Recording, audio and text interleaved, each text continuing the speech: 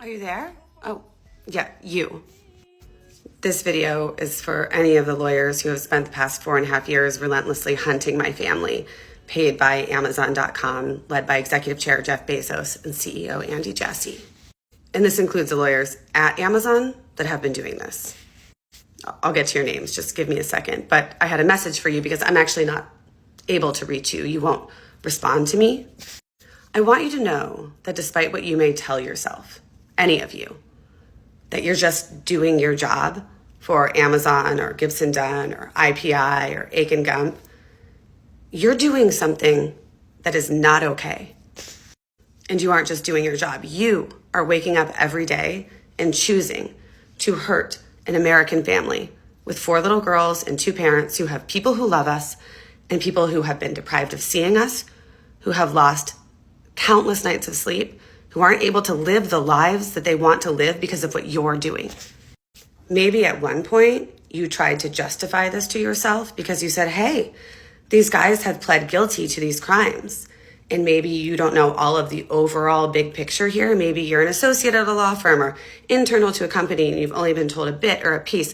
But I need you to ask yourself, 6 months ago, the Department of Justice took those plea agreements from men willing to go to federal prison and said, sorry guys, we can't let you go to prison, can't let you be felons because this doesn't even make any sense and no crime happened, and tossed out those plea agreements. And so what do you tell yourself now when you look in the mirror? What do you tell yourself after the Department of Justice spent years investigating my family based on Amazon's allegations and was like, though we have captured plea agreements, we cannot let these go through. We're done here. Goodbye. Because I can tell you what the world, everybody else thinks, and maybe no one will say this to your face because it's very uncomfortable. Read my comments here. Read what they say. This is America. This is the community you're meant to be a part of, but you have decided to opt out and instead get paid to try to destroy a bunch of people. A federal judge said that what you, Amazon, said was a crime was allowed by the explicit terms of my husband's contract. And you might say, oh, well, just because a contract allows it doesn't make it a crime. The crime you accused him of was criminally violating his employment duties. So within the employment duties that you gave him, you allowed him to do this. You don't get to say it's a crime. And you couldn't even make up any other crime it could be because there is no crime. It doesn't even make any sense. But to the lawyers doing this, you wake up every day and choose to do this. Maybe you don't think about it because maybe you go on a 2-week vacation, as I've seen 2 of the Amazon lawyers do this month, or maybe you're not billing on this matter today. But guess what? We wake up every day living with this all day, all night. It is not something we can ever escape from. I don't live in the state I plan to raise my kids because of what you did. I mean, think about that.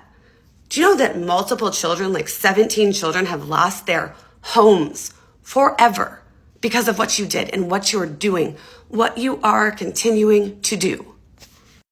I was fired from $1 million a year job because of your false allegations. My husband lost millions of dollars in real estate development contracts. And the funny part is those real estate development contracts would have truly helped AWS scale because my husband knows how to zone land for data centers, like where most people don't.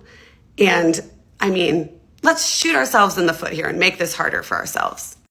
And I have to say this, if you work at Amazon, particularly, if you have not seen all of the documents and statements made by your company to the FBI and federal prosecutors that included your name, I would ask to see them.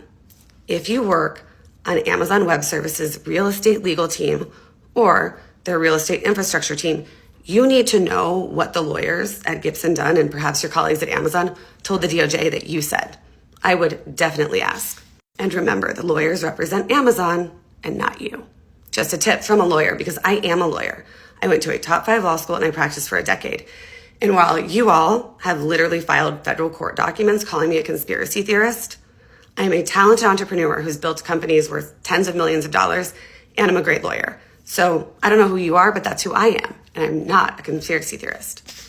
Also ask yourself why Amazon would care enough to send me a letter threatening to shut down my TikTok, or they'd accuse me of a federal crime if what I was saying was crazy. They would just ignore me. That's how the world works. You just can't say you're doing this for your job. You are waking up every day and choosing to do this despite your duty of candor, your ethical duties as a lawyer, This is what you're doing. Let's set aside everything you all said to the FBI and the DOJ and the fact that you didn't give the DOJ my husband's employment contract. Think about something that just happened. The former Deputy Solicitor General of the United States of America, Thomas Hungard, filed a document with the Fourth Circuit Appellate Court where he said, and I quote, "The district court held that Nelson and Kirshner deprived Amazon of their honest services." That didn't happen. That is a total lie. There has been no ruling that my husband breached his honest services to Amazon in any court in America or anywhere in the world. It is a bald-faced lie to the Fourth Circuit. Someone on the legal team should file something with the Fourth Circuit admitting that they lied. Because I will tell you, there was just a case in the Southern District of West Virginia where a court asked a government lawyer to explain why he should not be sanctioned after he lied to the court in a filing over something very simple like this. Maybe you haven't been held accountable yet, but someday you will be, right? I'm going to share all of your names so you know that I'm talking to you, in case you forget that you worked on this case or that you're... The Amazon attorneys, Dennis Wallace, D. Matthew Doden, Yusri Omar, Kathy Sheehan, Sarah Tyerman, Brad Elias, Alexis Collins, Marnina Churkin, Bob Kimball.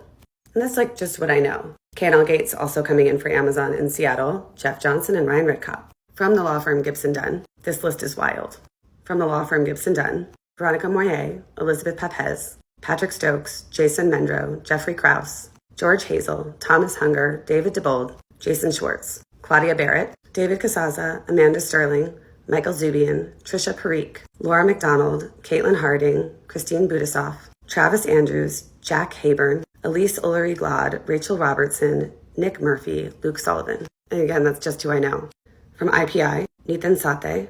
From Aiken Gump, Erica Holland, Charles Connolly, Amanda Lowe. I just listed 38 lawyers who I know have been paid money to try to put my husband in prison over something that a federal judge said was allowed by the explicit terms of Amazon's employment contract, which was not provided to the DOJ. 38 of you who have taken money in exchange for doing this to my family. 38 people when no one is willing to stand up and do the right thing. And I just think, man, how do people look at themselves in the mirror every morning?